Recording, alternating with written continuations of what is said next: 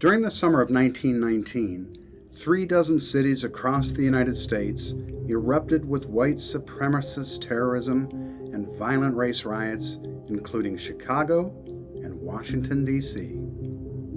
Then came Tulsa. By 1921, the Greenwood District, a self-sustaining black enclave in North Tulsa, was in the heyday of its prosperity and renown. The population had burgeoned to 10,000 people.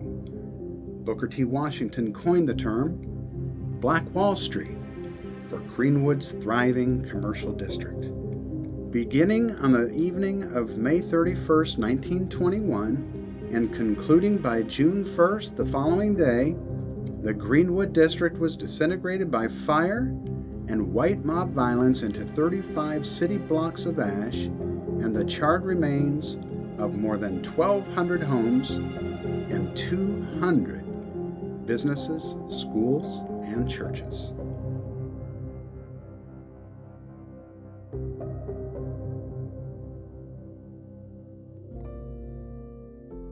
This area is historic, nostalgic, and for many of us, hallowed ground. What about Black Wall Street? Has it died? No, the spirit has not died. It was one of the most prosperous black communities in America, and it was burned down more because of envy. That's what this was about. All this over an unproven allegation that African-American shoe shiner Dick Rowland molested elevator operator Sarah Page in the downtown Tulsa Drexel building. Page later told investigators that Rowland had grabbed her elbow.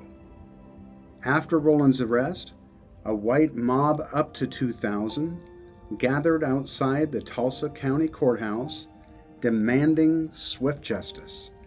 About 75 African Americans arrived from Greenwood to avert the feared lynching. A shot rang out, and the mob pursued retreating blacks to Greenwood, where destruction commenced that swallowed a city in a day. Senate Bill 17 was, the bill said that the Oklahoma History Center would be given $1.5 million to help with telling the story of the 1921, at that time it was called Race Riot, here in Tulsa. The most humbling thing that happened is for 100% of my colleagues in the legislature to support this. That was overwhelming for me. That says to me that we have hope for some type of progress. Not only will they experience the History Center, but there's something called the Pathway to Hope, that they would take a pathway from here down Greenwood and along the north side of the One Oak Park. There'll be a pathway all the way to the John Hope Franklin Reconciliation Park, where they will be able to experience that world-class park as well. You will have a world-class history center. And when you walk into that center, not only will you get an opportunity to have an orientation to what you're going to experience, but there'll be significance throughout, symbolically as well as historically. For instance, when you first step in, you'll walk across the railroad track, which many black people understand that's where we live, is on the other side of the tracks. And those tracks right outside this door are the tracks. They'll be able to experience that. They'll be able to see businesses that have gone up in flames. This is the only time in history that we know that Americans have bombed other Americans. And you'll be able to hear those types of things and experience them visually. And sometimes you'll be able to hear even the sounds. The number of fatalities has never been accurately rendered. Most accounts fix it at about 300, with 800 injured and 9,000 left homeless.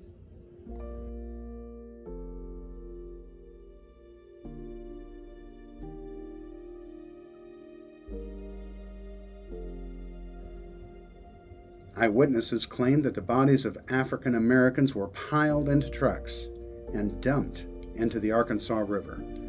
Thousands of survivors were arrested, and held in internment camps, such as the Tulsa County Fairgrounds and the old McNulty baseball field.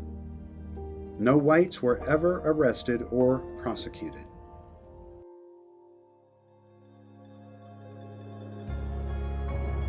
This story, this 1921 story, waiting 100 years to be told. There's some terrible things that have happened here. The people that are black, that come from here, that have that Black Wall Street spirit, we continue to get back up.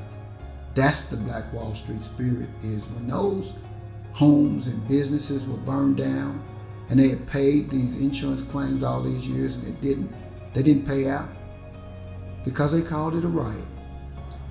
These people could not recover their property. They took the money out of their pocket. They rebuilt again. And then when it was destroyed again, they rebuilt again. That Black Wall Street spirit is the reason that we're able to build this today.